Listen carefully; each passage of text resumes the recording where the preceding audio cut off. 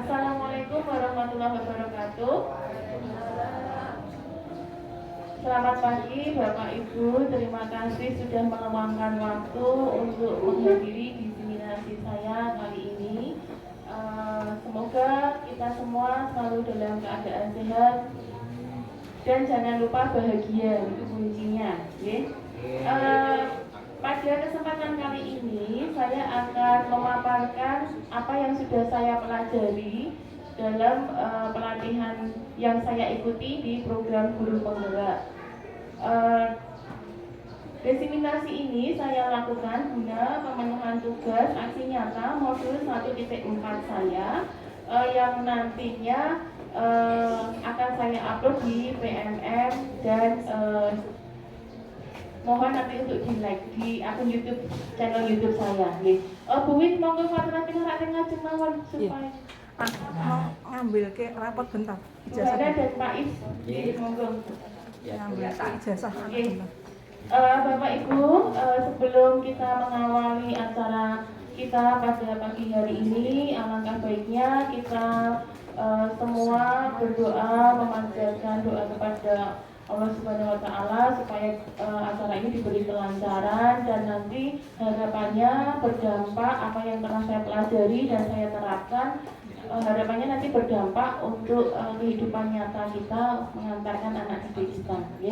Berdoa menurut agama dan kepercayaan masing-masing dipersilakan.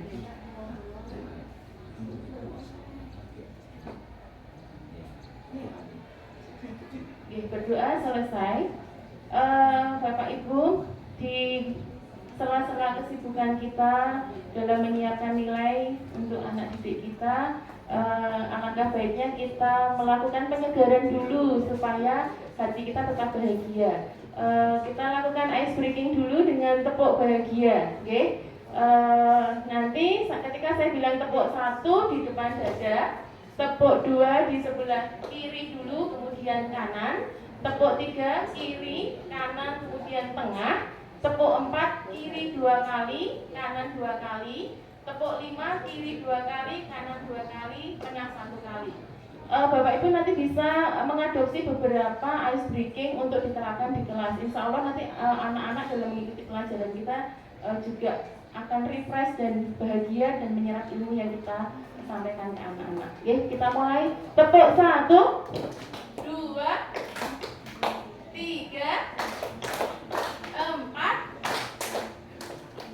2 kali, 2 kali. Ulangi, tepuk 4, tepuk 5, 3 kali tepuk 5. Ya, terima kasih. Harus berpikir, tidak apa-apa.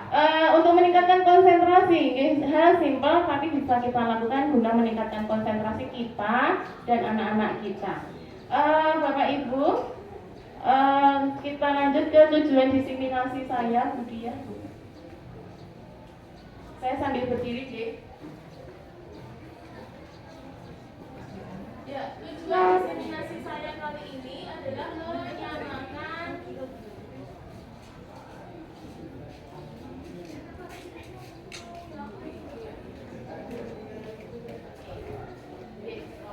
menyamakan persepsi tentang pengertian budaya positif. Kenapa kita harus samakan? Supaya kita berjalan itu punya visi yang sama. Harapannya ketika kita punya visi yang sama, kita berjalan tidak saling senggol-senggolan, kita bisa bergandengan tangan dan nyaman dan enak. Nah, kemudian tujuannya kedua adalah memunculkan motivasi intrinsik dari dalam diri kita sendiri, utamanya selaku guru. Ketika kita sudah muncul motivasi intrinsik, kita bisa memberikan contoh untuk anak didik kita. Nanti harapannya anak didik kita bisa mengamati dan bahkan meniru dan menerapkan, sehingga itu nanti budaya positif yang dilakukan anak didik kita itu sudah sesuai dengan tidak ada unsur paksaan atau sudah mengalir. Dia di bawah alam sadar anak-anak sudah melakukan budaya positif yang nantinya akan mengantarkan atau mensukseskan visi sekolah utamanya dan visi pendidikan Indonesia pada umumnya. Nah, setelah muncul motivasi intrinsik, itu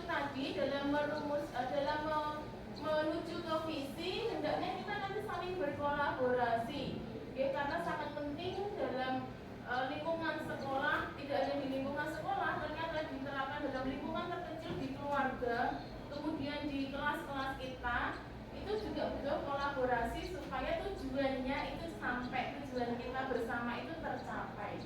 Nah, kolaborasi utamanya adalah mewujudkan budaya positif dulu. Budaya positif itu untuk dalam lingkup paling kecil, yaitu untuk individu kita dulu sendiri. Dari individu kita sendiri kalau sudah positif, insya Allah kita akan membawakan dampak positif di lingkungan sekitar kita. Nah, ketika sudah membawa dampak untuk lingkungan sekitar kita, akhirnya bersama-sama tadi, bergandengan tangan tadi, kita mempunyai visi yang sama, akhirnya visi sekolah tercapai, insya Allah visi tujuan pendidikan juga akan ikut tercapai secara umum seperti itu. Nah, tak lupa juga saya dalam diseminasi ini saya ingin kita memfokuskan pembelajaran yang berpihak kepada murid, ya, karena memang di kurikulum Merdeka ini kita harus berfokus sama pembelajaran yang berpihak kepada murid atau student center. Tidak lagi berpihak kepada diri kita sendiri, kita memaksa anak, tidak lagi seperti itu. Kita ubah mindsetnya supaya anak itu datang ke sekolah bahagia, mengikuti pelajaran juga bahagia. Kita pun mengajar juga nyaman dan enak, enteng, tidak perlu marah-marah lagi, apalagi bawa GPO ke kelas. Sudah tidak musim lagi. Semoga dengan adanya diseminasi kita, saya pada kesempatan kali ini bisa sedikit memberikan dampak utamanya dalam pola pikir kita. Kemudian sebelum kita masuk ke slide berikutnya, izinkan saya untuk membacakan puisi. Mohon maaf Bu Lina, Bu Susi, selaku guru bahasa Indonesia, apabila saya membacakan puisi kurang klik, ngoten nggih. Tapi akan saya coba membacakan puisi karya dari Bapak Proklamator kita, Bapak Insinyur Soekarno, yang berjudul Aku Melihat Indonesia. Di slide berikutnya.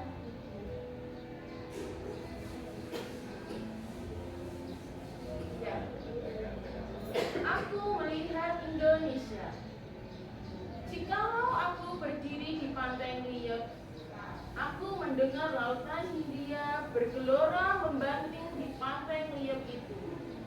Aku mendengar lagu Sajak Indonesia.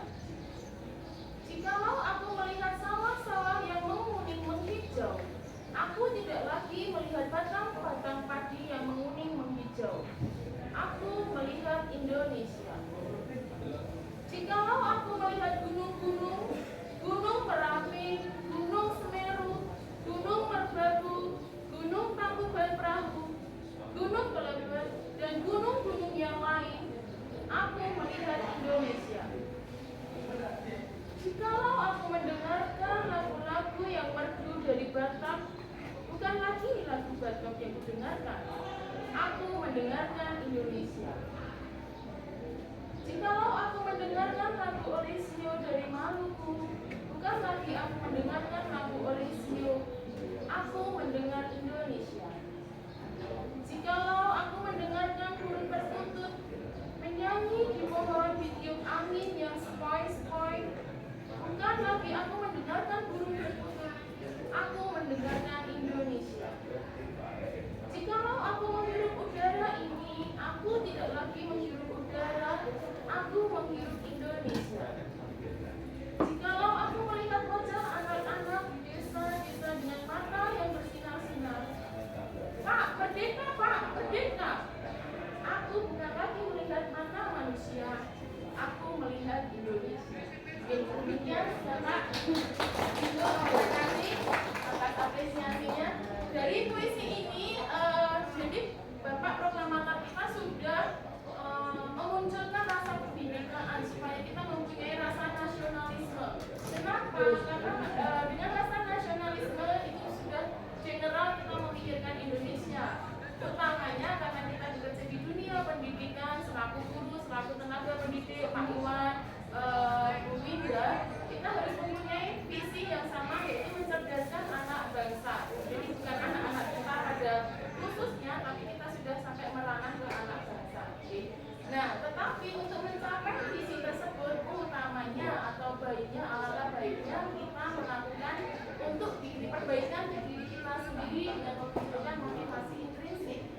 kemudian yang akan berdampak dalam motivasi, memunculkan motivasi intrinsik peserta didik sehingga visi sekolah tercapai. Harapannya nanti sampai tujuan pendidikan tersebut tercapai sesuai dengan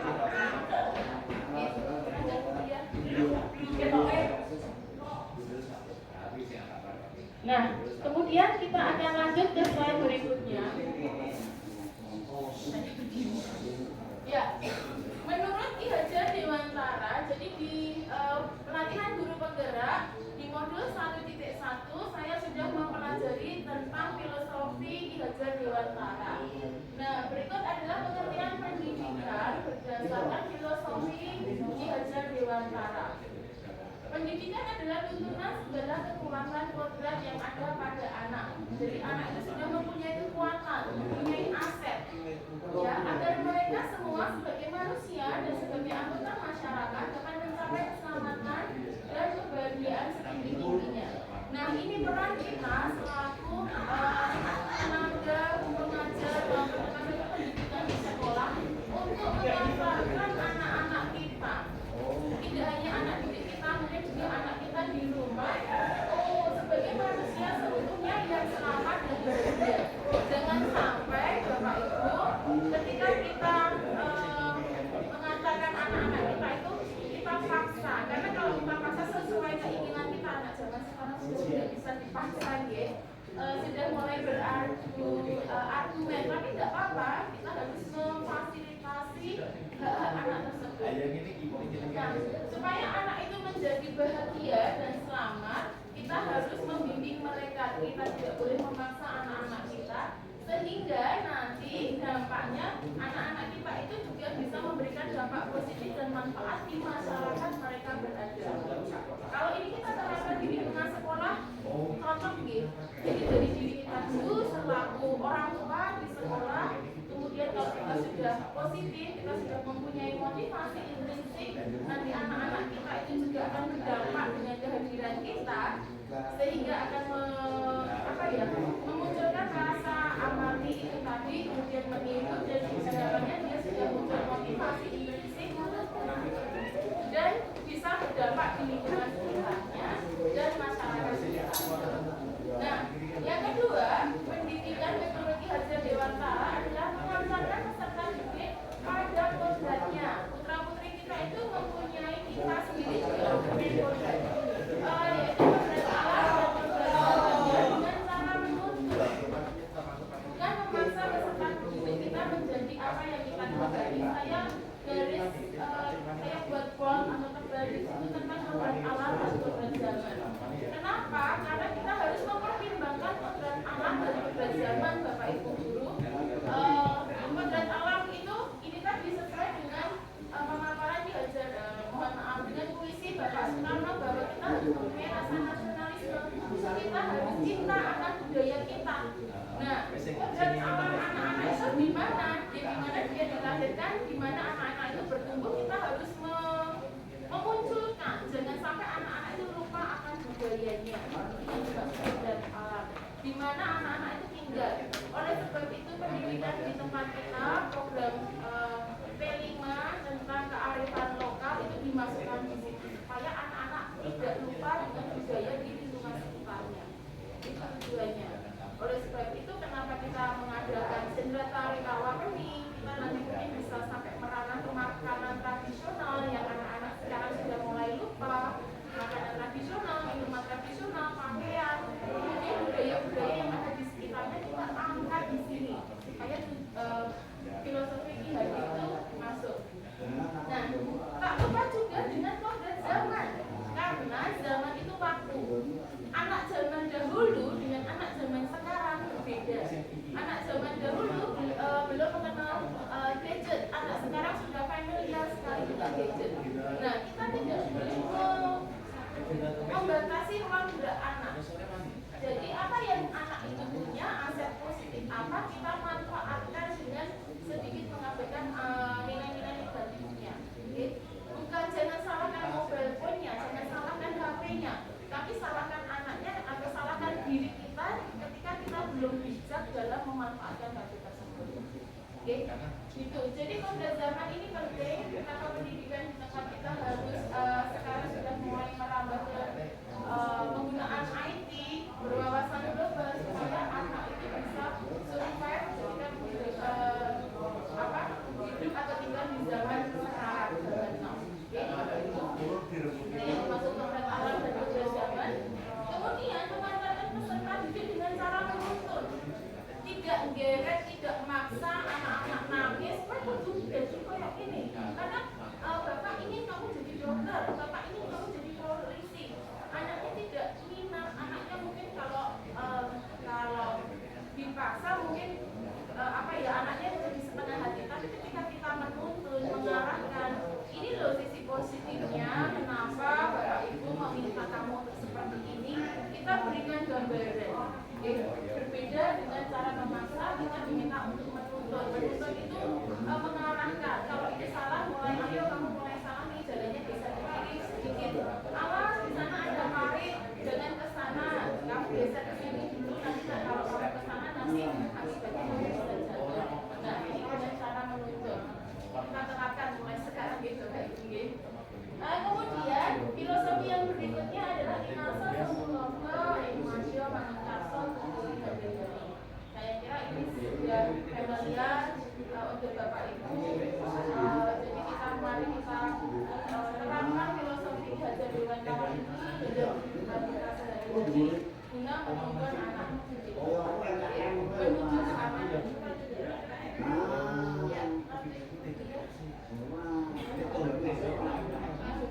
Oke, filosofi Hajar Dewantara yang berikutnya adalah pendidikan. Tadi seperti saya bilang, pendidikan harus berfokus kepada murid menuju profil pelajar Pancasila.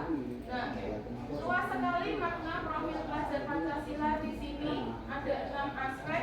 Saya akan mulai dari supaya Bapak Ibu nanti lebih paham dalam memaknai profil pelajar Pancasila,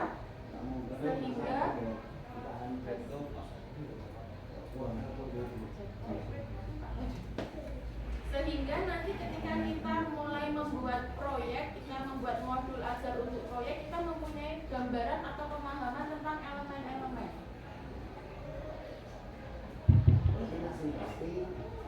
Terima kasih. Ya, mulai dari beriman dan bertakwa kepada Tuhan Yang Maha Esa dan berakhlak mulia. Di sini ternyata tidak hanya beriman hubungannya dengan yang ke atas saja, Bapak Ibu. Jadi dengan hubungan di sosial masyarakat, pertemanan dan juga alam. Karena elemen yang tercakup dalam profil beriman bertakwa kepada Tuhan Yang Maha Esa dan berakhlak mulia adalah akhlak beragama. Nah, bagaimana dalam cara kita mengantarkan anak menuju selamat bahagia dengan cara menuntun, kita sisipkan akhlak beragama di situ. Oke. Kemudian akhlak pribadi. Akhlak pribadi tadi hampir sama dengan motivasi intrinsik yang akan kita bangun di sini. Kemudian akhlak kepada manusia, hubungannya dengan manusia, dan akhlak kepada alam. Nah, ini salah satunya adalah cinta lingkungan. Akhir-akhir ini peserta didik kita mulai sedikit hilang kesadarannya untuk menjaga lingkungan. Nah, mungkin untuk langkah selanjutnya dalam kita mengajar, dalam kita membuat modul ajar, kita tekankan dalam akhlak terhadap alam, cinta lingkungan. Mulai dari hal terkecil aja, kesadaran diri akan adanya sampah di sekitarnya. Dipungut tidak perlu saling tunjuk-menunjuk, tapi bagaimana meningkatkan motivasi intrinsik peserta didik untuk memungut sampah, kemudian meletakkan di tempat sampah itu dulu. Hal kecil, kita mulai dari hal kecil yang nanti insya Allah dampaknya menjadi besar.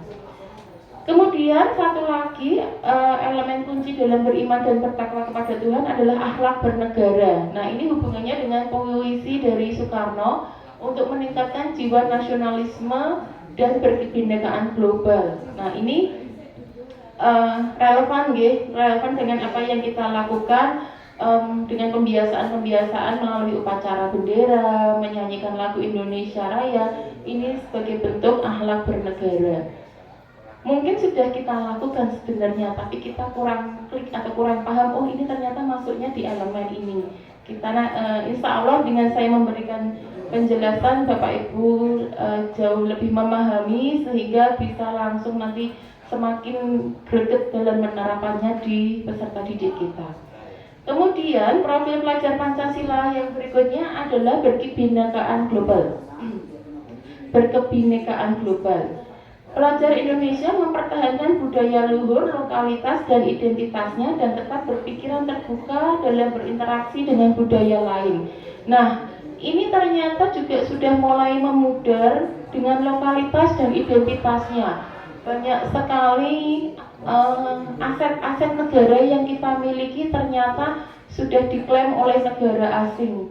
Sungguh miris karena kurangnya kesadaran kita menjaga aset budaya yang kita miliki. Nah, ini tugas kita selaku pendidik, selaku tenaga kependidikan untuk lebih mengenalkan. Oleh sebab itu tadi kodrat alam jangan sampai lupa supaya kita bisa lebih mengenalkan budaya lokal dan itu kita pertahankan supaya tidak diklaim oleh negara lain. Oke. Akhir-akhir ini kemarin yang sudah diklaim oleh Jepang, apa nggih? Ada yang tahu enggak?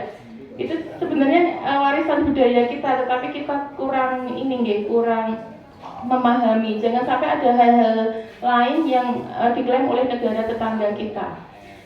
Nah, dalam dalam profil berkebinekaan global, elemen yang ada di sini adalah mengenal dan menghargai budaya. Kita sudah mulai munculkan di P5 di kearifan lokal. Mungkin besok kita tambah dengan kegiatan-kegiatan yang lain sehingga anak-anak juga mengenal berbagai budaya-budaya yang ada di sekitar kita. Okay? Kemudian elemen berikutnya dalam berkebinekaan global adalah kemampuan komunikasi interkultural dalam berinteraksi dengan sesama dan refleksi dan tanggung jawab terhadap pengalaman kebinekaan. Nah, Bapak Ibu, refleksi itu penting dalam setiap kegiatan supaya kita bisa mengetahui perasaan kita ketika melakukan kegiatan tersebut, mengetahui langkah apa yang harus kita ambil berikutnya dalam upaya perbaikan. Monggo Bapak Ibu selalu menerapkan refleksi di setiap akhir pembelajaran supaya anak-anak juga mengetahui apa yang sudah dipelajari, kemudian kita juga mengetahui perasaan anak ketika mengikuti pelajaran kita dan penerapannya nanti di kehidupan nyata itu apa, anak dapat poinnya di situ. Monggo nanti setiap akhir pelajaran Bapak Ibu bisa menyisipkan refleksi dengan 4F, finding, fact, feeling, sama future. Jadi anak-anak belajar apa? Setelah belajar apa, kemudian menemukan hal baru apa toh yang kalian temukan, kemudian perasaannya bagaimana kalian setelah belajar dengan saya gitu kan, apa yang perlu Bu Ayu perbaiki, kemudian setelah itu penerapan apa yang langkah apa berikutnya yang akan kalian lakukan ketika kalian sudah belajar materi ini. Nah itu kita terapkan di kelas kita. Kemudian profil pelajar Pancasila yang berikutnya adalah bergotong royong. Ini milik bangsa Indonesia, jangan sampai diklaim oleh bangsa lain. Mari kita bergandengan tangan untuk tetap bergotong royong. Elemen-elemen dari bergotong royong adalah kolaborasi, kepedulian, dan berbagi. Jadi kita harus berkolaborasi dengan cara berbagi dan peduli dengan sesama. Ya, kemudian profil yang berikutnya adalah mandiri. Elemen kunci dari mandiri adalah kesadaran akan diri dan situasi yang dihadapi serta regulasi diri. Nah, ini jadi kita sebagai Bapak Ibu guru juga harus mempunyai karakter mandiri dalam diri kita supaya kita boleh bergotong royong, harus berkolaborasi harus, tetapi jangan sampai kita tidak mau berusaha dulu. Nah, alangkah baiknya kita mempunyai kesadaran diri untuk menghadapi masalah-masalah yang terjadi. Oke. menampar sekali ini sepertinya. Bagaimana caranya? Yaitu tadi dengan penguasaan diri, dengan regulasi diri kita sendiri supaya mengontrol emosi, mengontrol waktu, disiplin. Insya Allah dengan itu semua nanti muncul motivasi intrinsik ya Bapak Ibu. Nah, profil yang berikutnya adalah bernalar kritis. Ini juga penting sekali karena anak sekarang saya amati lebih mencari gampangnya. Oke.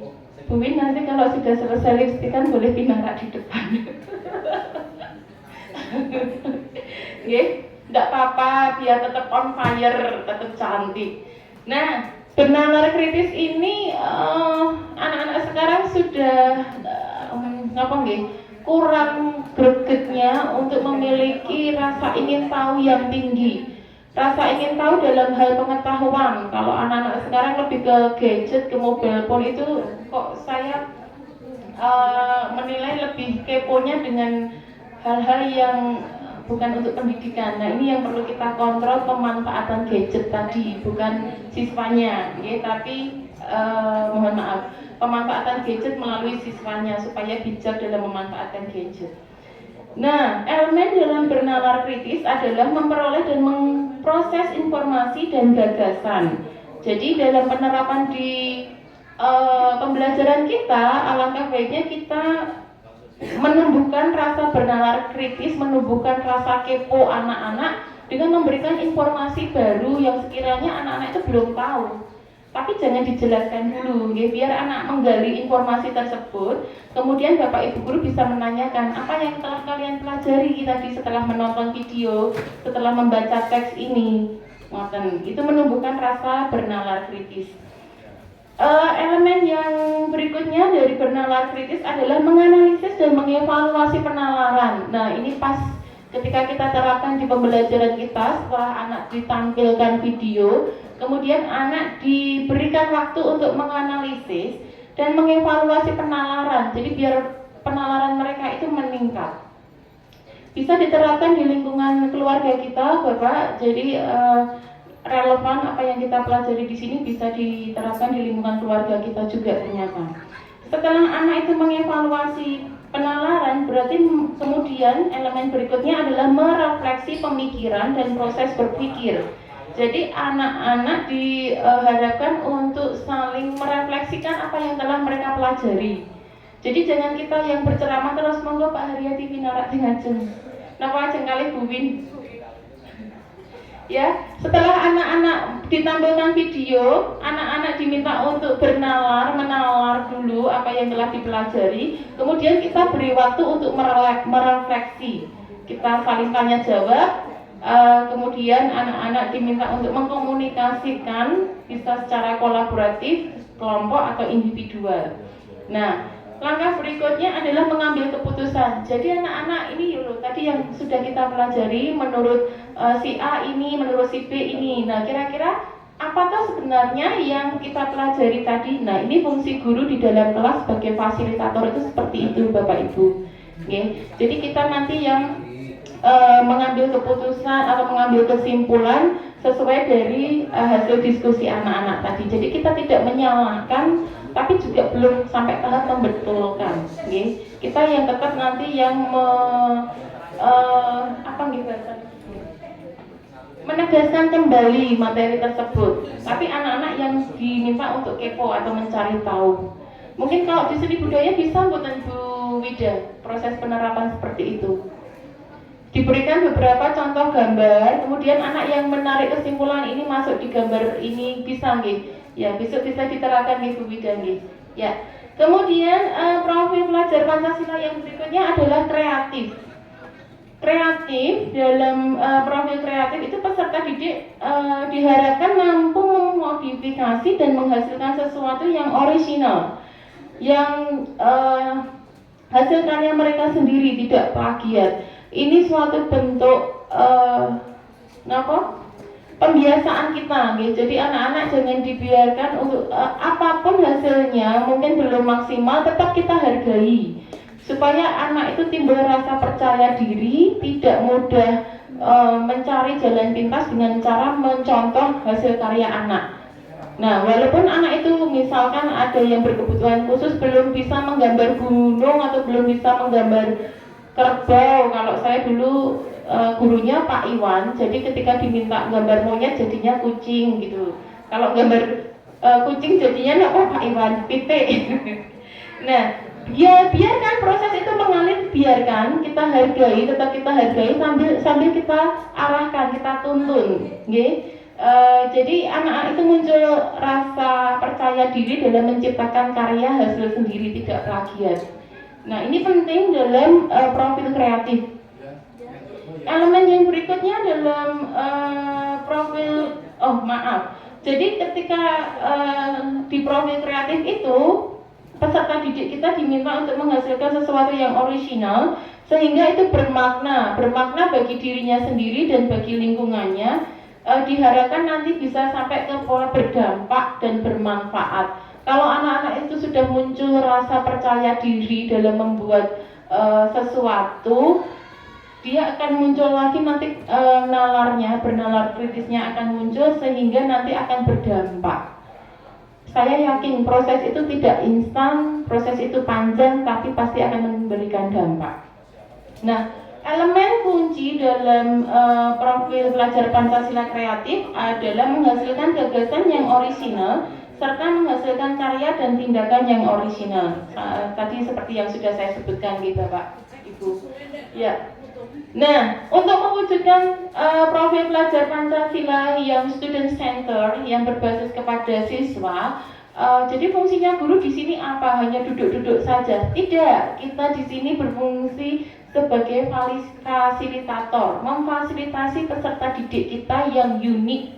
Anak-anak itu unik, punya kemampuan yang beragam. Jangan samakan ketika ada kerbau, burung, ikan, monyet. Jangan minta kita untuk semua memanjat pohon, karena tidak sama kemampuannya. Mungkin monyet manjat pohon gampang, lah bagaimana dengan kerbau, bagaimana dengan ikan?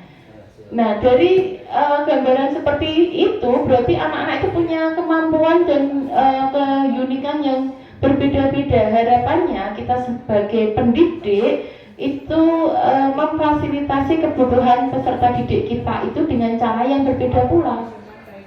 Nah, caranya bagaimana? Melalui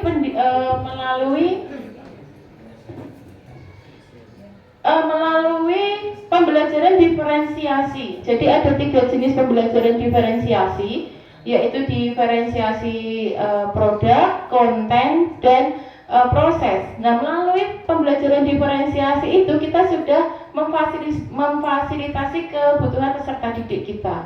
Misal nih di pelajarannya Mbak Mida, seni rupa, anak si Zada pintar gambar, kon gambar rumah mudah gitu ya. Nah, ketika ada temannya Zada yang nggak bisa gambar rumah, dia pasti tertekan, dia bisa stres, dia bisa menangis karena diminta Bu Wida untuk seperti ini.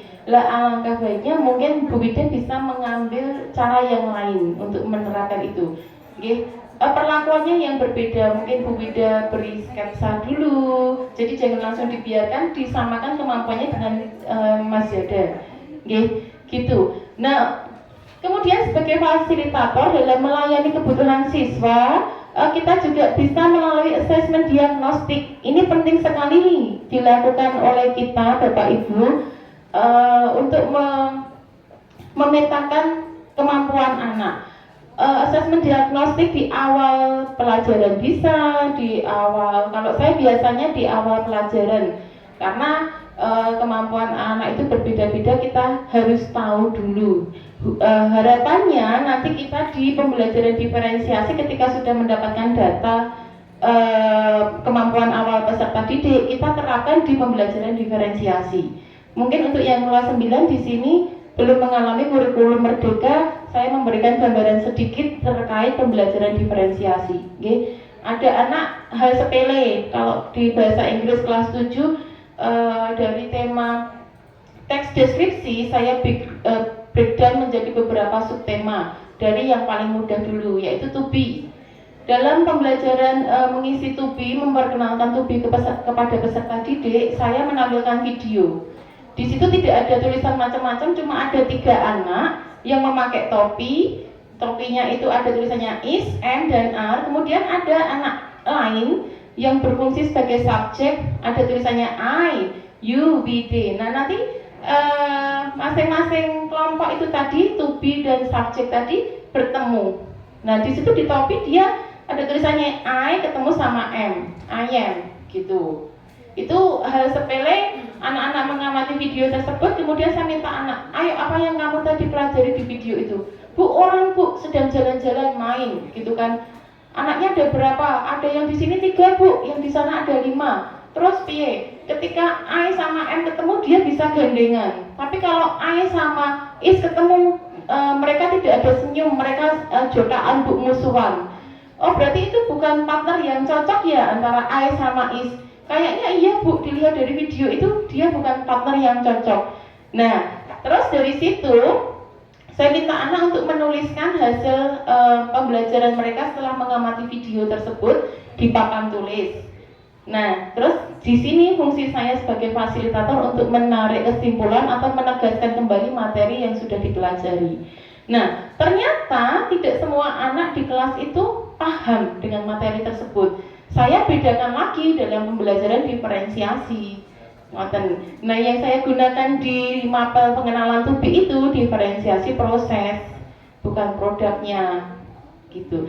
Jadi masing-masing mata pelajaran, masing-masing tema, saya kira bisa diterapkan pembelajaran diferensiasi.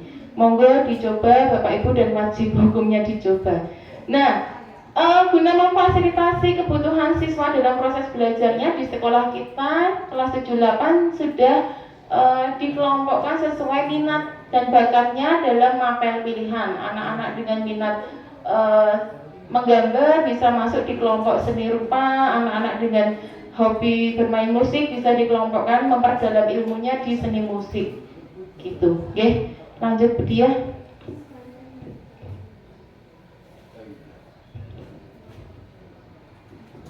Nah, di slide berikutnya adalah saya akan menerangkan tentang kebutuhan dasar manusia. Ini untuk kita semua, okay? Tidak hanya untuk peserta didik kita. Jadi kita harus memahami, kita membeda-bedakan anak sesuai dengan kebutuhan dasarnya.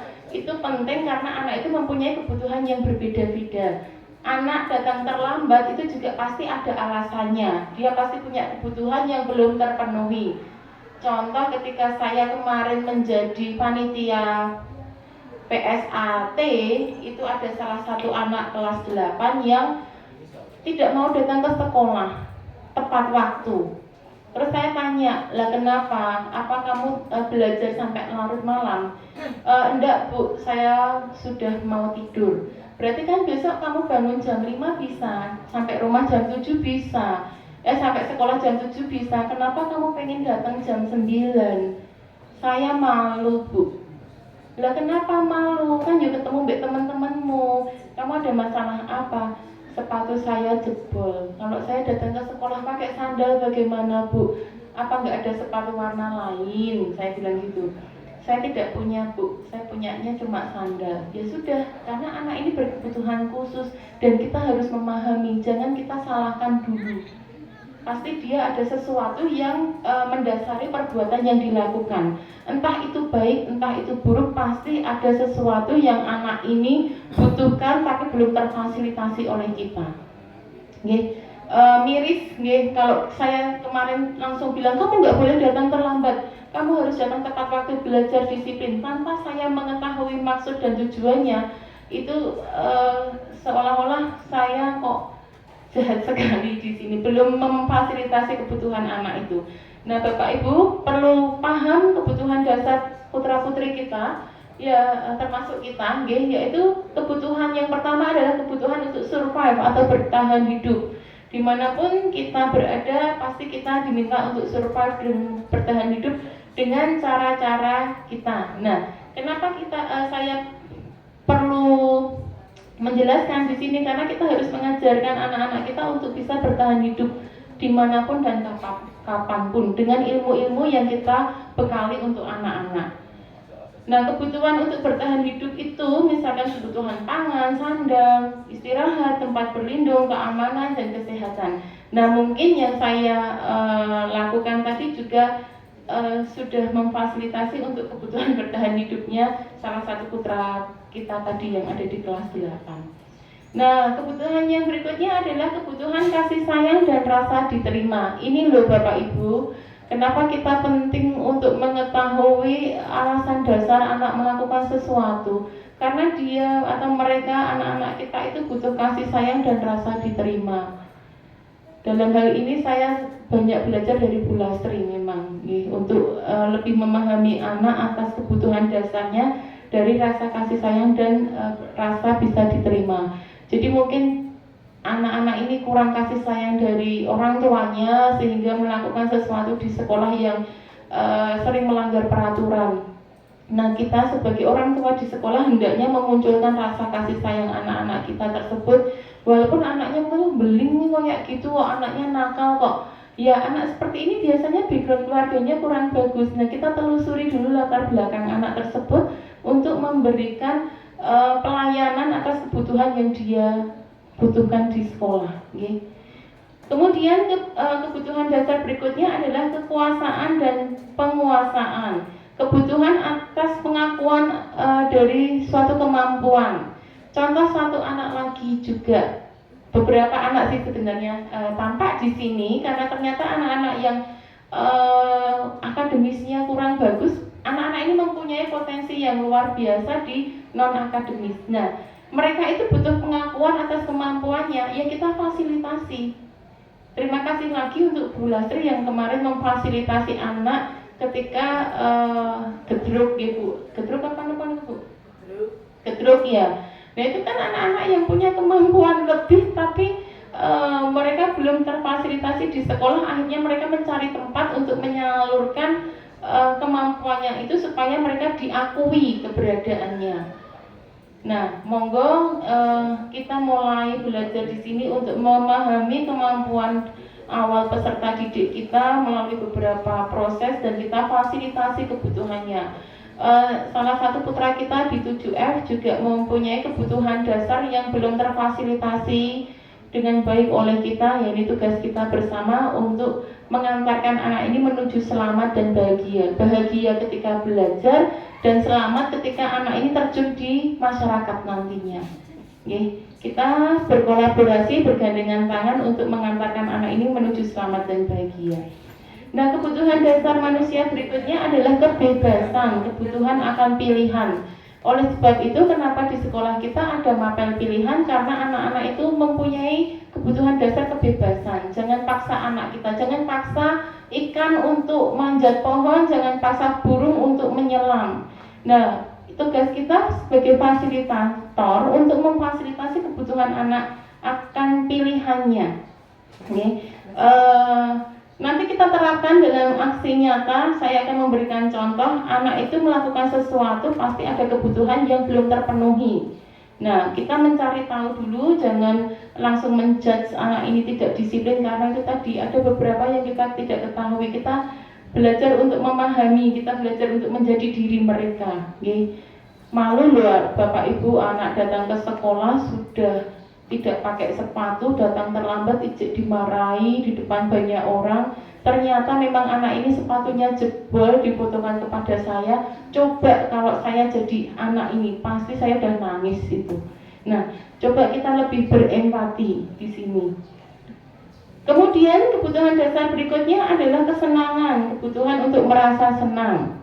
Nah, ini juga nanti ketika anak itu sudah datang ke sekolah dengan perasaan bahagia, dengan perasaan tenang, mereka tidak tertekan, akhirnya apa yang kita harapkan, materi yang kita harapkan untuk mereka pahami itu masuk dengan mudah. Tapi kalau mereka sudah tertekan, materi apapun itu sesimpel apapun melalui berbagai proses pembelajaran, sudah ditampilkan video, sudah diberi teks, sudah diberi catatan, kok yuk orang melebu-melebu. Karena mungkin anak ini kebutuhan akan kebebasannya belum dapat dari kita. Nah, mari kita bersama untuk mewujudkan, memfasilitasi kebutuhan-kebutuhan dasar anak didik kita ini melalui beberapa cara. Jangan berhenti di satu cara.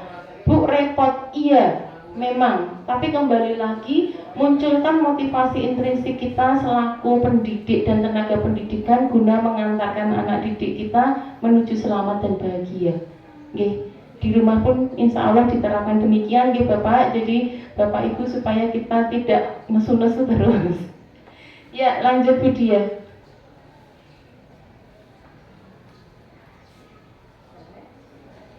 Oke, kita lanjut ke paradigma stimulus respon kepada pendekatan teori kontrol. Nah, kita harus meyakini kalau semua orang itu mempunyai kontrol atas dirinya sendiri. Kita juga mempunyai kontrol atas diri kita sendiri. Apakah itu kontrol untuk kita memilih, kontrol untuk kita menjaga kasih sayang dan rasa diterima, itu yang mengontrol diri kita sendiri. Nah, hal ini bisa kita ketahui dari contoh. Misalkan nih, Pak Iwan punya sesuatu yang digenggam di tangannya. Terus saya pengen meminta itu sesuatu itu sangat berharga banget. Pokoknya nggak boleh ada yang minta, nggak boleh ada yang ngulik-ngulik karena ini milik saya, hanya untuk saya. Tapi coba saya rayu Pak Iwan, apakah Pak Iwan itu mau memberikan kira-kira sesuatu yang berharga di tangan Pak Iwan itu untuk saya? Saya coba. Pak Iwan, di tangan kanannya ada apa? Aduh, boleh saya lihat dibuka dong Pak Iwan tangannya? Boleh enggak? Coba tangan kirinya dibuka gini. Kalau yang kanan gantian. Oh, bahasa boleh, dirayu boleh, berarti Pak Iwan ini belum begitu berharga. Akhirnya saya rayu aja langsung diberikan, oke? Oh, sudah dipindah. Oke. Nah, itu tadi, apakah itu mau diberikan kepada saya atau tidak, itu tergantung Pak Iwan, oke? Ya. Nah, teori kontrol di sini hanya kita yang bisa mengontrol apa yang akan dan tidak akan kita lakukan.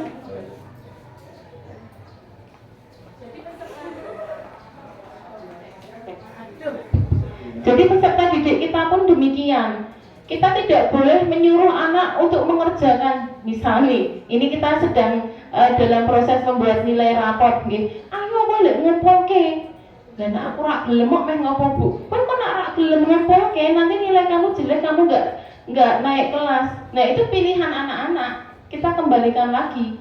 Tugas kita memfasilitasi kamu kalau mengumpulkan nilai akan saya olah. Kalau saya olah nilainya semua bagus, berarti nilai kamu bagus.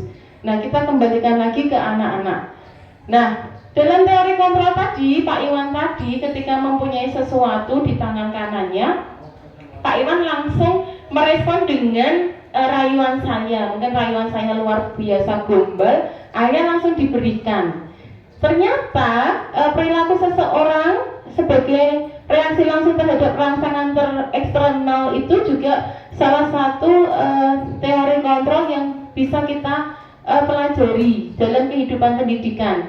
Jadi mungkin dalam kita mengontrol seseorang tidak boleh memaksa, tapi kita bisa memberikan rangsangan eksternal dengan cara merayu. Apakah semua rangsangan eksternal itu baik untuk mengontrol seseorang? Rupanya itu tidak baik. Ini muncul dalam teori motivasi, hukuman, dan penghargaan. Jadi ketika seseorang itu berlaku karena mengharapkan sesuatu, itu akan bisa menurunkan motivasi internalnya. Jadi anak ini belajar terus biar jadi juara kelas karena mendapatkan hadiah. Jadi anak ini belajar karena ingin mendapatkan sesuatu. Dia tidak akan belajar kalau tidak mendapatkan sesuatu. Nah, ini belum muncul sebagai motivasi internal. Ternyata penghargaan dan hukuman itu tidak selalu bagus ketika itu dilakukan terus-menerus, karena itu akan mengontrol perilaku seseorang. Nah, harapannya kita menumbuhkan motivasi intrinsik tanpa harus memberi penghargaan dan hukuman terus-menerus. Oke. Kemudian penghargaan itu juga menimbulkan kecemasan dan persaingan yang tidak bagus. Jadi anak-anak bersaing untuk mendapatkan nilai tertinggi. Awalnya bagus, dia muncul motivasi untuk terus belajar. Tetapi ketika dia tidak mendapatkan nilai tertinggi, dia kalah dengan temannya, akhirnya motivasi itu bisa menurun. Ini sudah saya pelajari juga ketika saya di pelatihan guru penggerak. Nah, harapannya kita di sini memfasilitasi anak guna memunculkan motivasi intrinsik dengan mengurangi pemberian penghargaan maupun hukuman. Ngoten nggih Bapak Ibu. Mungkin kalau 1-2 kali boleh, tapi jangan terus-menerus. Kalau terus-menerus nanti anak terus ngaret-paret berharap lebih. Ketika dia tidak mendapatkan sesuai harapannya, dia langsung down, akan menurunkan motivasinya. Ngoten. Lanjut dia.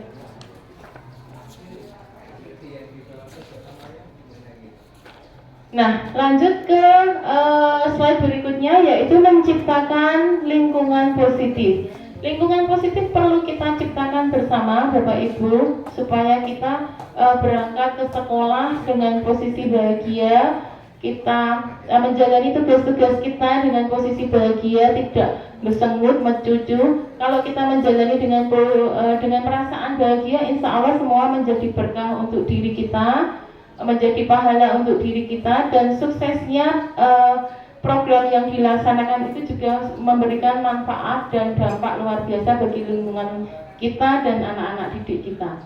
Nah, bagaimana cara menciptakan lingkungan positif untuk diri kita sendiri yang nanti akan berdampak ke anak-anak? Kalau kita udah bahagia, kita tinggalkan masalah kita di rumah, ya untuk di rumah aja, jangan sampai dibawa ke kelas, supaya anak-anak tidak terpengaruh dengan mood kita, dengan perasaan kita. Anak kita jengkel, anak-anak orang ngerti opo-opo, anak-anak tidak tahu apa-apa, kena imbasnya ikut dimarah-marahi, kan kasihan. Okay?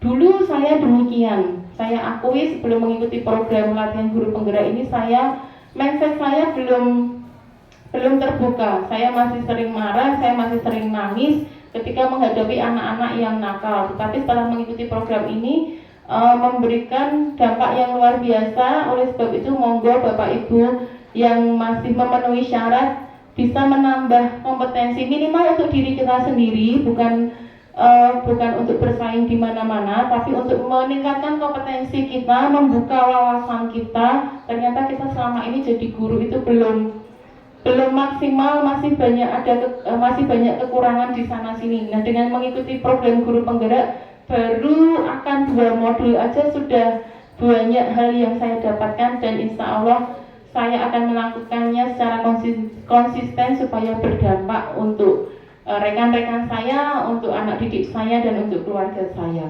Nah, bagaimana menciptakan lingkungan positif? Yaitu meninjau kembali penerapan disiplin. Apakah disiplin yang anak-anak lakukan, yang kita lakukan itu atas dasar motivasi dari diri, atau hanya untuk memenuhi peraturan supaya kita tidak dicap orang yang selalu salah, supaya kita tidak dicap orang yang tidak bisa berbuat apa-apa, atau supaya kita tidak dimarahi oleh Bapak Ibu guru. Nah, kita tinjau kembali penerapan disiplin di sekolah kita. Anak yang datang terlambat tapi pasti punya kebutuhan yang belum terpenuhi, terus kita beri hukuman.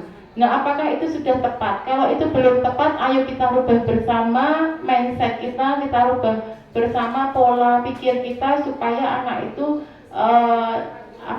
enak gitu, tidak tertekan ketika bertemu dengan kita, tidak lari dulu. Dulu ketika saya SMA itu dengar sepatunya salah satu guru saya aja langsung do menciut, langsung do anteng kabeh. Iya betul Bu, mau ke kamar mandi aja tidak berani, mau pinjam bolpen temennya aja sampai tidak berani, saking takutnya kita. Apakah saya paham dengan pelajaran beliau? Tidak. Apakah saya nyaman ketika beliau datang? Tidak. Tapi begitu beliau tidak datang ke kelas, kita teriak hore-hore semua. Suatu kebanggaan buat kelas kita ketika kosong di jam si ibu itu. Nah, jangan sampai kita menjadi sosok yang kehadiran kita itu membuat anak-anak merasa tertekan. Okay. Betul ngendikan Ibu Kepala Sekolah, kalau kasta tertinggi seorang guru adalah yang kehadirannya dirindukan oleh peserta didik. Nah, rasanya kita juga merasa, kenapa ya anak-anak kok seneng ketika saya nggak datang ke kelas telat 10 menit aja langsung, Bu kok terlambat 10 menit. Nah, karena sudah ada kesepakatan kelas, kalau terlambat harus memberikan alasan. Dan saya pun ketika terlambat masuk kelas 10 menit, anak-anak langsung komplain, Bu Ayu kok terlambat 10 menit, tidak sesuai dengan kesepakatan kita. Nah, kita harus bisa menjelaskan alasannya, karena ada kebutuhan yang mengakibatkan Bu Ayu terlambat, tolong dipahami. Kalian pun demikian, tidak sengaja gitu. Dengan unsur tidak sengaja di situ kita terapkan ke anak-anak. Insya Allah nanti anak-anak ketika bel jam saya masuk, anak-anak sudah posisi siap semua. Apakah ada yang tidak mematuhi kesepakatan kelas? Ada. Bagaimana cara menanggapinya? Nanti kita bicarakan di slide berikutnya. Nah, menciptakan lingkungan positif yang kedua, kecuali meninjau kembali penerapan disiplin. Jadi tadi supaya kita muncul motivasi intrinsik, kita cek ulang penerapan disiplin yang terjadi di kelas kita, diri kita sendiri juga harus kita refleksi. Yang kedua adalah meningkatkan nilai kebajikan. Tadi yang seperti saya contohkan, ketika saya datang terlambat, anak-anak langsung berani komplain ke saya, berani sedikit bahwa tidak mematuhi peraturan kelas itu. Nah, karena saya di sini mencoba untuk menerapkan nilai kebajikan ke anak-anak, yaitu disiplin dan memberikan contoh. Kita pun harus siap dikomplain oleh anak-anak kita, karena kita di sini sebagai model mereka. Jadi apa yang kita lakukan itu sebagai model anak-anak. Kalau kita tidak ingin anak kita tidak disiplin, ya kita harus memberikan contoh yang disiplin. Ngoten nggih. Nah, nilai-nilai kebajikan nanti guna menuju ke profil pelajar Pancasila. Ini yang bolak-balik akan kita garis bawahi, kita terapkan, kita berusaha untuk pendekatan ke anak supaya anak nanti menuju nilai kebajikan yang menuju ke profil pelajar Pancasila. Pastinya untuk menciptakan lingkungan positif saya tidak bisa berdiri sendiri, saya tidak bisa berjuang sendiri. Saya butuh Bapak Ibu guru semua, baik itu pendidik maupun tenaga pendidik, untuk saling bekerja sama, berkolaborasi dalam mewujudkan lingkungan positif dan nanti membentuk karakter menuju profil pelajar Pancasila. Ngoten nggih. Mari kita bersama-sama kita koreksi diri dulu, kita refleksi diri dulu, apakah kita sudah baik, apakah kita sudah benar. Kalau kita sudah baik, kita sudah benar, apakah apa yang saya lakukan ini memberikan dampak untuk anak-anak saya? Kalau itu belum, berarti mari kita tinjau kembali, kemudian kita refleksi bersama. Ngoten itu. Insya Allah nanti enak Pak, Bapak sama Ibu, kalau kita sudah menerapkan ini, kita melangkah itu nyaman. Di luar kesadaran diri kita, di luar entah itu ada atasan atau tidak, di luar itu ada peraturan atau tidak, ketika sudah menjadi suatu kebiasaan, menjadi karakter, kita jalan enak. Ngoten. Lanjut Bu Dia. Nah, bagaimana memunculkan motivasi, yaitu tadi dengan penerapan atau dengan pemberitahuan nilai-nilai kebajikan untuk anak-anak, untuk diri kita, kemudian kita refleksi dengan cara apakah anak-anak itu sudah termotivasi atau belum, dengan cara kita cek dulu apakah kita selalu memberikan ketidaknyamanan atau hukuman kepada anak-anak, apakah kita datang ke kelas itu selalu marah-marah. Saya iya Bu, setelah saya mempelajari guru penggerak kemarin, saya sempat marah dengan anak karena sudah berulang kali saya mencoba untuk pendekatan, berulang kali saya mencoba memahami kebutuhan dasar mereka sehingga berusaha untuk tidak marah, tapi ternyata itu bukan kebutuhan dasar anak-anak. Jadi memang mereka ada unsur sengaja di situ, sengaja ketika bel masuk mereka masih di kamar mandi. Itu sudah 1 kali, 2 kali, 3 kali kita refleksi bersama, ternyata anak masih melakukan ini. Saya marah ke anak, marah aja kita sebut marah, walaupun marahnya saya masih dalam mode tertawa katanya anak. Bu Ayu itu marah atau enggak tuh masih marah kok ijik guyu-guyu kayak gitu. Saya marah ini loh sama kalian, saya kecewa sama kalian. Oleh sebab itu saya minta kalian yang tadi datang terlambat 10 menit masuk ke kelasnya Bu Ayu untuk nyapu. Itu hukuman sebenarnya. Tapi setelah itu saya memberikan penguatan. Oke, memberikan penguatan. Jadi kenapa kamu bisa melakukan itu? Saya tanya dulu. Terus kesepakatan kelas kita bagaimana? Kamu ingat-ingat dulu. Setelah itu kesepakatannya seperti ini. Kalau kamu datang terlambat seperti itu, apakah kamu tidak merugikan orang lain? Apakah kamu sendiri tidak merasa rugi? Iya Bu, saya rugi. Ruginya apa? Saya dimarahi sama Bu Ayu. Saya ditanya di depan kelas. Bagaimana bagaimana perasaanmu ketika saya minta baris di depan kelas, kemudian saya tanya-tanya, malu Bu, itu ngece saya Bu, itu malah ketawa-ketawa ngece saya. Kamu malu kan? Itu untuk diri kamu sendiri. Bagaimana dampak untuk orang lain, untuk teman-teman kamu di kelas? Apa yang kamu lakukan datang 10 menit terlambat ketika Bu Ayu sudah menjelaskan tujuan pembelajaran, kamu baru masuk. Terus saya harus minta kamu untuk berjejer, saya tanya satu-satu dampaknya untuk teman-teman kamu apa. Teman-teman jadi ikut dimarahi oleh Bu Ayu. Misalnya seperti itu, oke? Tapi itu memang terjadi. Nah, saya menggali kesadaran diri mereka. Kira-kira kamu merugikan teman-teman sekelasmu enggak? Iya Bu. Kamu merugikan Bu Ayu enggak? Iya Bu. Apa yang kamu rugikan dari Bu Ayu? Bu Ayu jadi marah-marah, katanya kalau marah-marah itu Bu Ayu menghindari marah-marah biar enggak cepet tua gitu kan. Terus materinya jadi enggak sampai harus terhenti di sini. Nah, kira-kira bagus enggak? Apakah kamu mau digitukan oleh teman kamu? Enggak mau. Kalau enggak mau, kamu harus bagaimana? Ini nanti yang akan kita pelajari di segitiga restitusi. Okay. Nah, teori motivasi kita hindari ketidaknyamanan atau hukuman. Apakah itu masih boleh dilakukan? Boleh, tapi sewajarnya, dan beri masukan atau penguatan untuk anak-anak. Kemudian hindari untuk selalu memberikan penghargaan. Mungkin anak di sini Bu. Nunggu anak ambil ijazah masih dua. Supaya anak itu tidak melakukan suatu kebaikan itu bukan atas penghargaan yang akan dia dapatkan, karena tadi penghargaan akan memberikan suatu tamparan atau suatu tidak menumbuhkan rasa percaya diri ketika dia tidak berhasil mendapatkan penghargaan itu. Sehingga ini pentingnya motivasi yang harus kita terapkan ke diri kita maupun anak-anak. Nah, supaya mereka bisa menjadi orang yang termotivasi dalam diri, jadi mereka harus menghargai diri mereka sendiri dengan nilai-nilai kebaikan yang mereka percaya.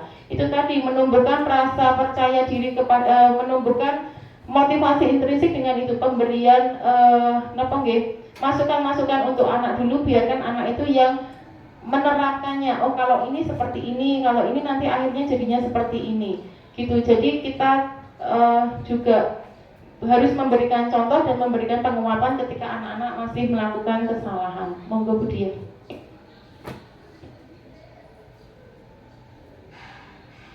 Nah, penanaman disiplin positif mulai dari penanaman nilai-nilai kebajikan, keadilan, keselamatan, tanggung jawab, kejujuran, rasa syukur, lurus hati, dan lain-lain. Nah, nilai kebajikan ini penerapannya dalam lingkungan yang terkecil atau lingkungan di kelas adalah melalui kesepakatan kelas atau keyakinan bersama. Kalau anak sudah yakin, sudah melakukan kebenaran untuk dia sendiri, motivasi intrinsik akan berdampak untuk lingkungannya, lingkungan kelas. Insya Allah ketika dia nanti bertumbuh, dia bekerja akan memberikan dampak untuk di tempat anak-anak kita bekerja. Ngoten, nggih. Nah, kita dalam penanaman disiplin positif kita hindari hukuman. Alangkah baiknya kita pakai konsekuensi dan restitusi. Apa itu konsekuensi, restitusi, dan hukuman? Perbedaannya gimana? Di slide yang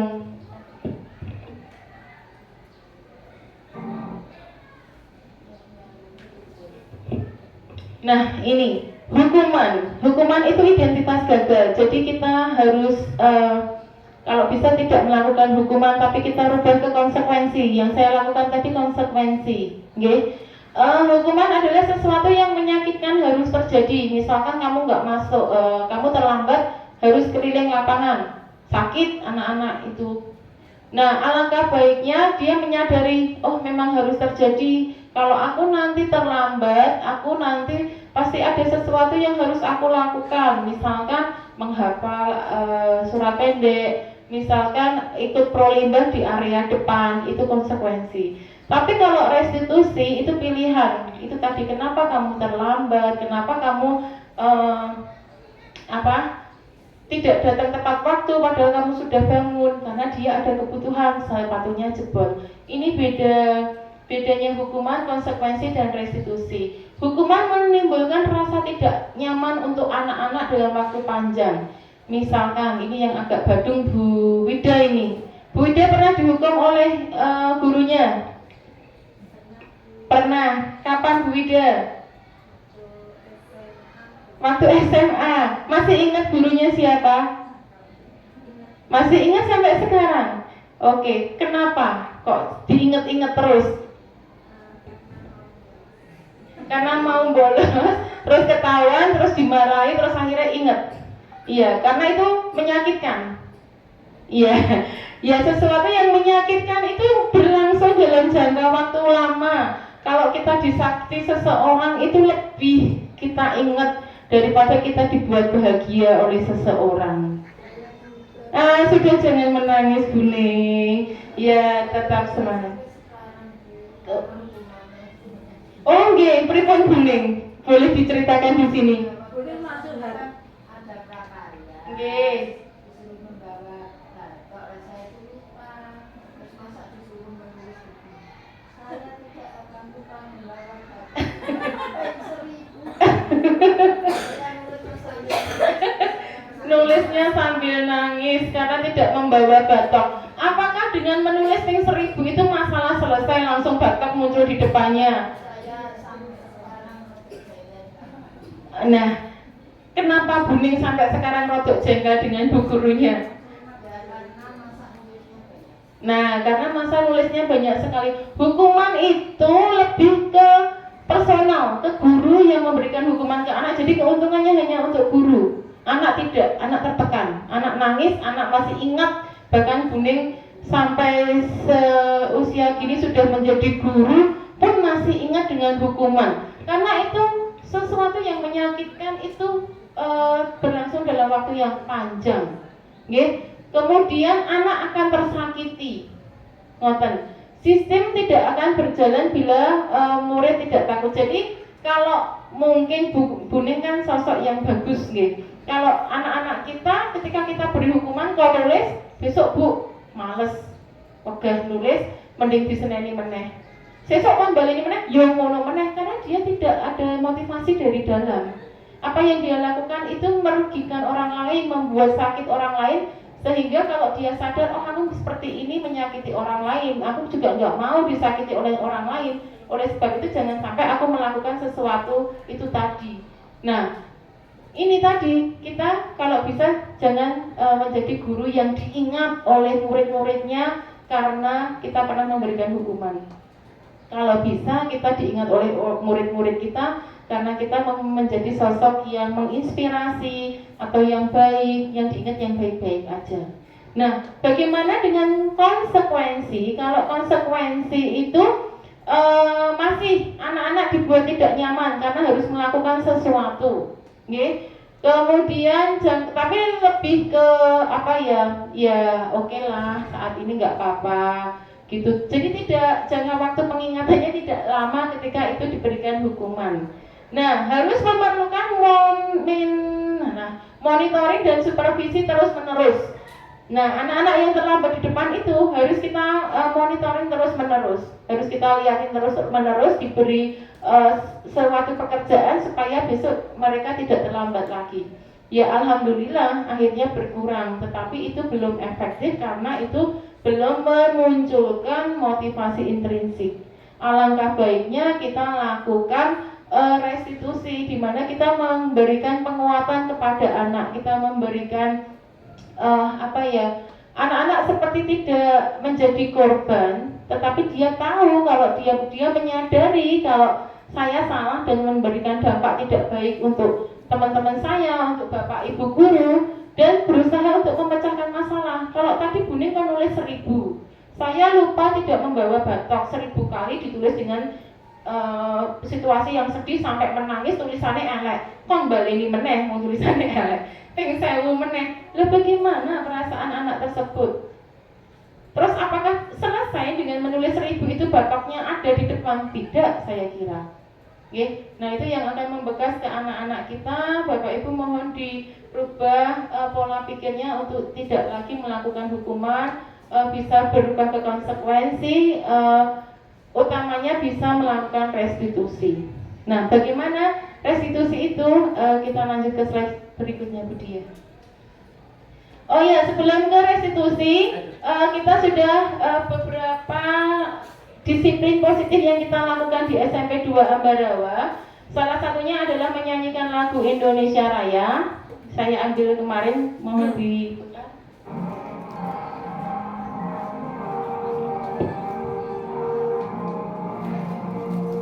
Diikat Bu, sudah.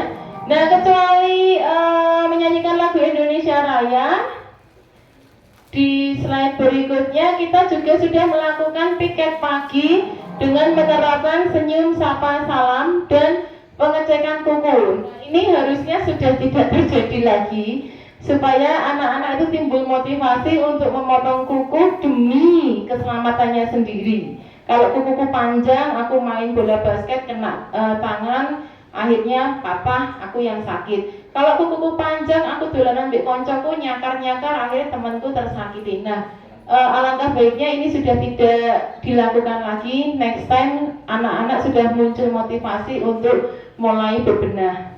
Oke, lanjut. Dalam penerapan budaya, kecuali tadi menyanyikan lagu Indonesia Raya, 5 SBR, potong kuku, ada kegiatan pro limbah yang perlu kita revisi bersama, perlu kita refleksi bersama Bapak Ibu. Coba di slide berikutnya ada hasil pengamatan saya dan hasil refleksi saya terhadap kegiatan 5 SBR pro limbah dan menyanyikan lagu Indonesia Raya. Kegiatan sudah berjalan dengan baik. Namun kita perlu lebih konsisten dalam pelaksanaan, utamanya memunculkan motivasi intrinsik murid dan guru. Utamanya guru piket yang mengajar jam pertama, maksudnya guru yang mengajar jam pertama. Jadi mohon Bapak Ibu, karena anak-anak itu belum sampai ke ranah restitusi semua, masih dalam konsekuensi, berarti masih perlu dipantau. Kita munculkan motivasi intrinsik dari dalam diri kita untuk datang ke kelas tepat waktu guna mendampingi anak-anak kita di kegiatan pro limbah dan menyanyikan lagu Indonesia Raya. Okay? Kemudian dalam refleksi kegiatan 5 SBR, saya kiranya sekolah menentukan atau menggunakan metode-metode inovatif yang memunculkan rasa kepedulian bersama. Tidak ke individu, karena saya lihat kegiatan pro limbah itu masih berlangsung secara individual. Jadi pola pikirnya anak-anak belum menyeluruh. Ini untuk kepentingan bersama, tapi aku kan tidak buang sampah sembarangan, kenapa aku yang harus ngambil. Nah, ini mungkin suatu saat kita bisa berkumpul untuk memunculkan rasa kepedulian anak-anak itu, kita terapkan dalam suatu kegiatan apa, ngoten, nggih. Nanti mungkin bisa memberi masukan kepada saya, nanti saya sampaikan ke sekolah. Bu Ina ini biasanya muncul gagasan-gagasan. Lanjut. Nah, segitiga restitusi ini yang saya harapkan Bapak Ibu guru bisa melakukan sampai ke langkah segitiga restitusi. Segitiga restitusi merupakan salah satu cara memperbaiki diri untuk mewujudkan disiplin diri. Segitiga restitusi adalah proses menciptakan kondisi bagi murid untuk memperbaiki kesalahannya sehingga karakter mereka lebih kuat ketika kembali pada kelompoknya. Jadi ketika anak datang terlambat, kemudian kita beri masukan, kita beri penguatan, mereka datang ke kelompok mereka itu tidak dengan rasa malu, syukur cuma diundang, tidak seperti itu, tapi mereka sudah sadar, mereka memberikan penguatan untuk dirinya sendiri, nanti diceritakan ke teman-temannya. supaya temannya tidak melakukan hal yang sama. Lanjut.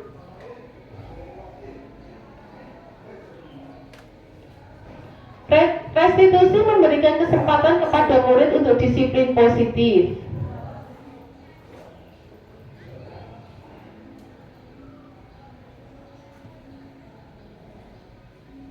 Oke. Lanjut sis. Ya, memulihkan diri dari kesalahan sehingga memiliki tujuan yang jelas. Penekanannya pada cara mereka menghargai nilai-nilai kebaikan yang diyakini, bukan berperilaku untuk menyenangkan orang lain. Kalau hukuman itu lebih ke menyenangkan gurunya, dan gurunya nggak marah-marah. Restitusi membantu murid untuk jujur pada dirinya sendiri dan mengevaluasi dampak dari kesalahan yang dilakukan. Restitusi memberikan penawaran bukan paksaan. Mungkin kalau seperti ini panjenengan masih bingung, kita lanjut ke contoh restitusi mawon. Saya langkahnya dulu nggih.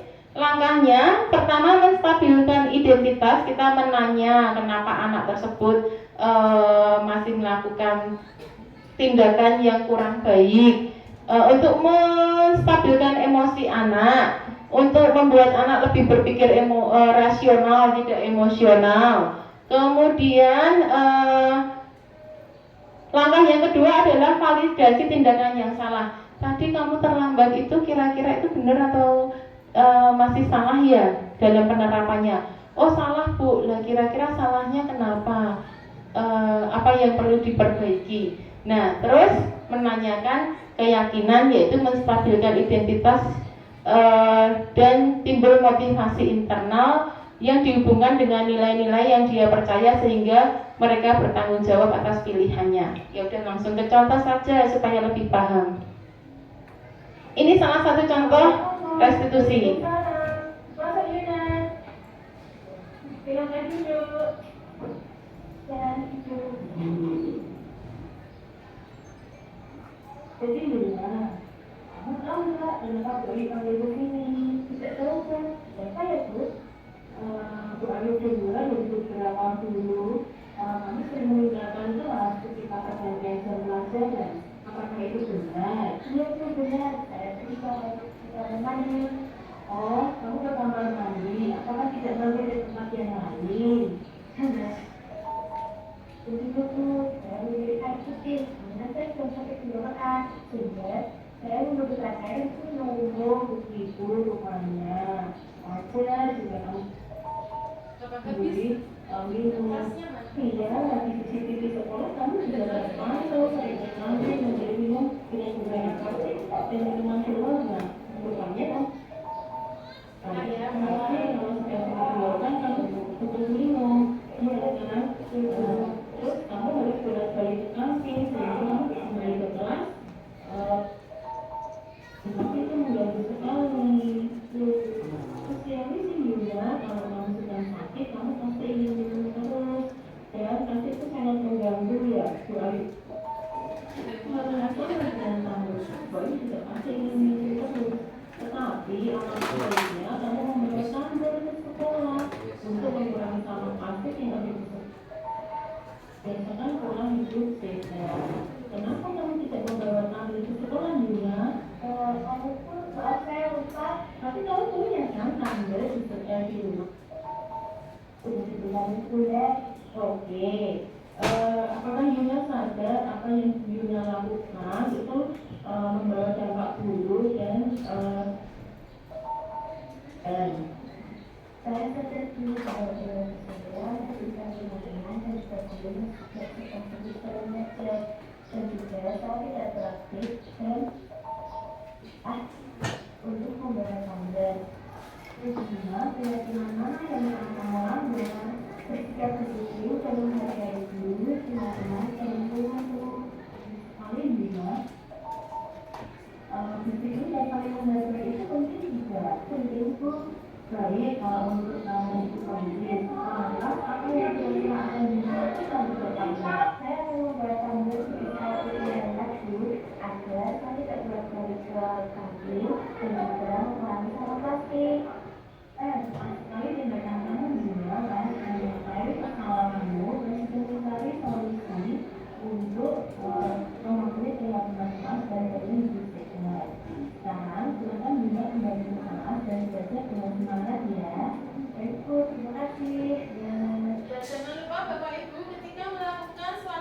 kegiatan kita hendaknya melakukan refleksi. Saya sekali diajak diskusi oleh Bu Ayu untuk menghargai sesama dan lingkungan. Saya juga lebih peduli terhadap kesehatan saya, kelestarian alam, dan juga kedisiplinan waktu. Ya. Contoh kedua, perlu ditanyakan atau bukan? Sudah, oke, Bu, skip saja. Cek.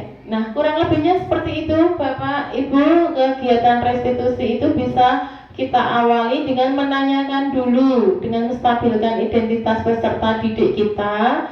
Kemudian kita tanya alasannya kenapa, kemudian kita cari solusi bersama yang sekiranya tidak membuat berat anak dan kita, okay? Kemudian jangan lupa untuk meminta refleksi perasaan peserta didik kita, bagaimana dengan penerapan apa yang sudah kita lakukan di sini. Kamu lebih enak bagaimana dihukum atau seperti ini. Insya Allah nanti anak-anak pasti jawabannya lebih senang untuk dilakukan restitusi, okay?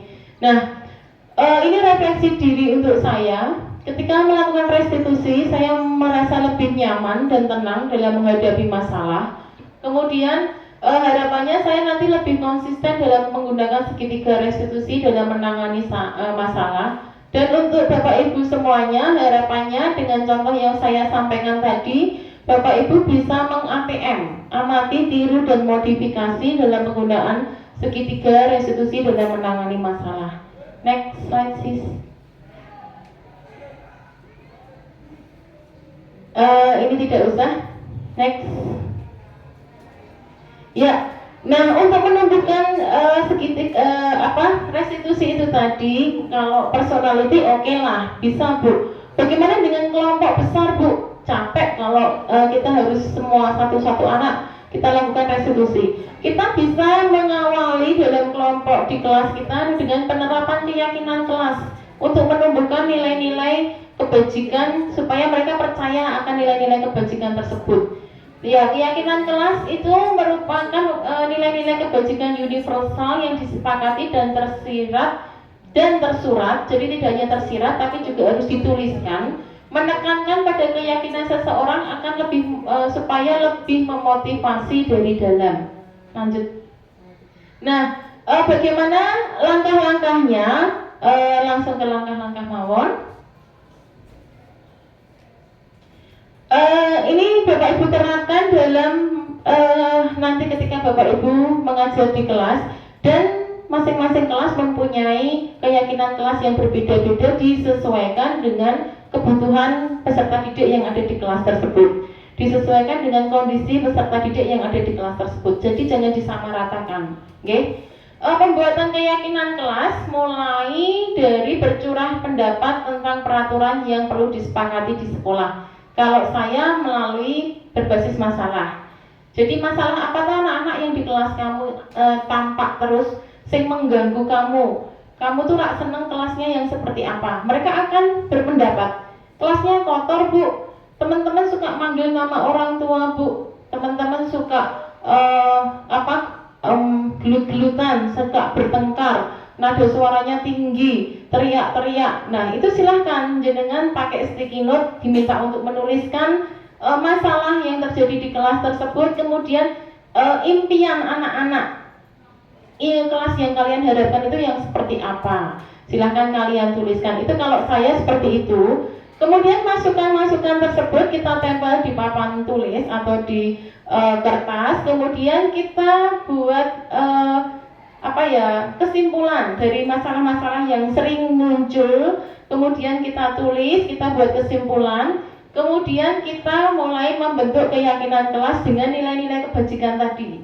Misalkan anak-anak suka teriak-teriak manggil nama orang tua, itu berarti apa?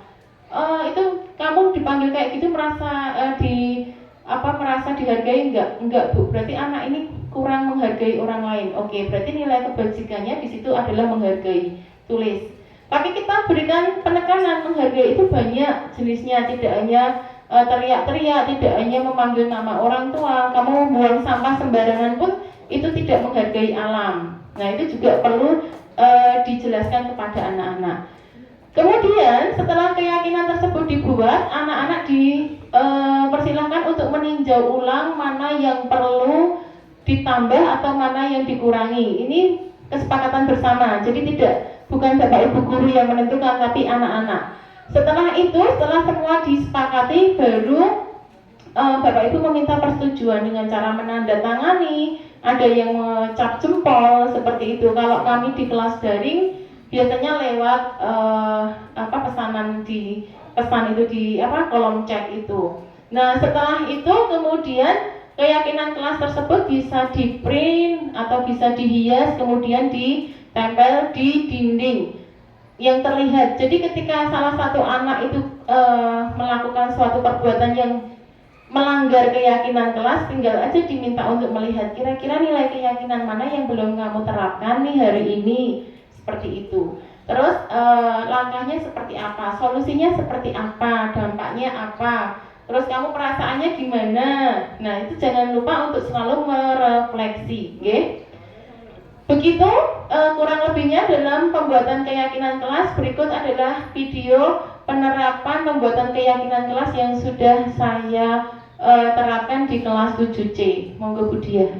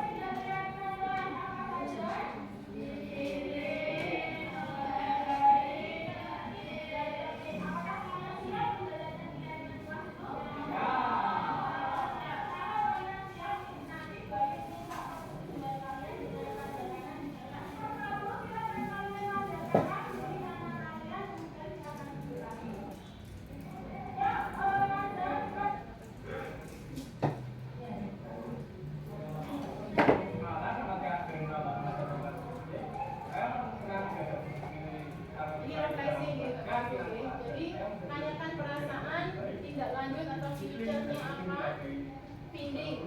Apa yang sudah didapat?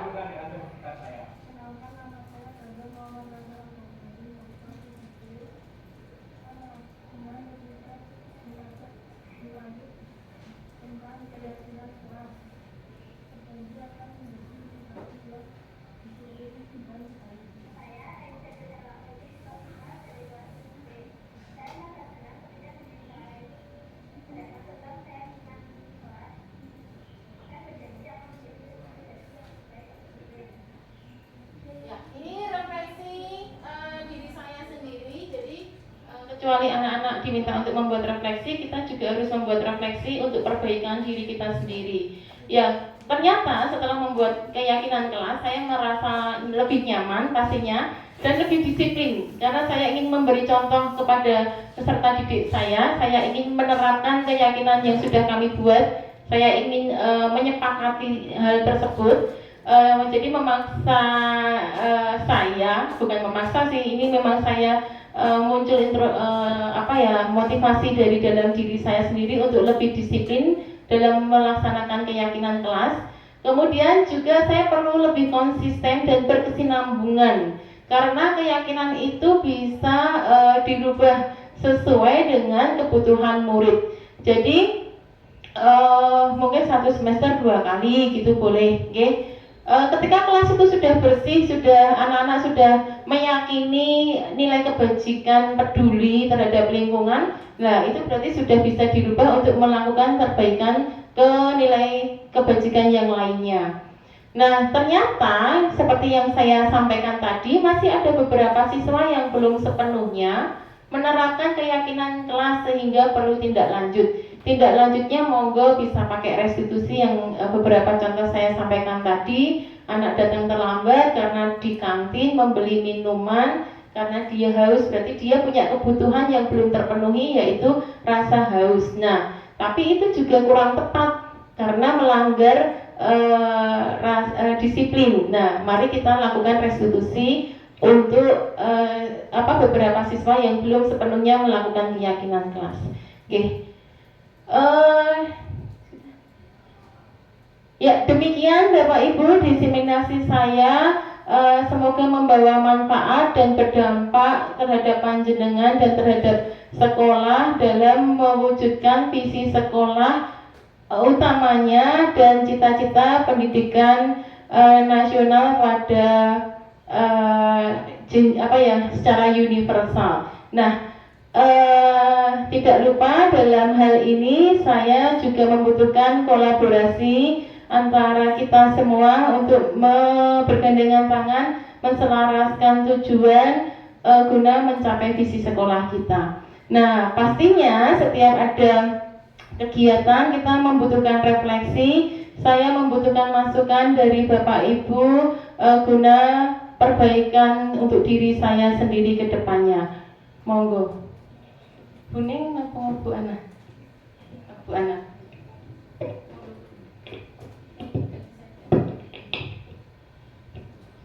Terima kasih Mbak Ayu. Saya rasa semua yang sudah disampaikan bagus sekali. Cuma sayang sekali ada pengulangan dari yang kemarin, jadi mungkin waktunya agak terlalu lama. Tapi untuk efeknya akan kita menjadi lebih jelas, supaya kita bisa menerapkan hal-hal positif itu tadi untuk anak-anak kita dan secara umum untuk kemajuan sekolah kita. Dimulai dari hal yang paling gampang, dari hal yang paling kita rasakan mengganggu, terus kita analisa dan kita bisa ambil langkah-langkah seperti yang disampaikan Bu Ayu tadi. Begitu, terima kasih. Ya, terima kasih Bu Ana. Kiranya cukup sekian Bapak Ibu, ice breaking dulu karena sepertinya tadi jenengan penasaran dengan kok bisa 7 tambah 7 15. Ada yang sudah menemukan jawabannya? Oke, kita ice breaking dulu sejenak untuk merefresh. Clue-nya adalah tambah teliti. Jadi 2 tambah 2 sama dengan, belum dapat rupanya. Clue-nya tambah teliti. Jadi 2 tambah 2 sama dengan 5 tambah teliti. Oke, lanjut ke. Cluenya tambah teliti. Apa Bapak Ibu? Tambah teliti. Jadi 3 tambah 3 sama dengan kurang tepat. Cluenya tambah teliti. Napa Bapak Ibu? Tambah teliti.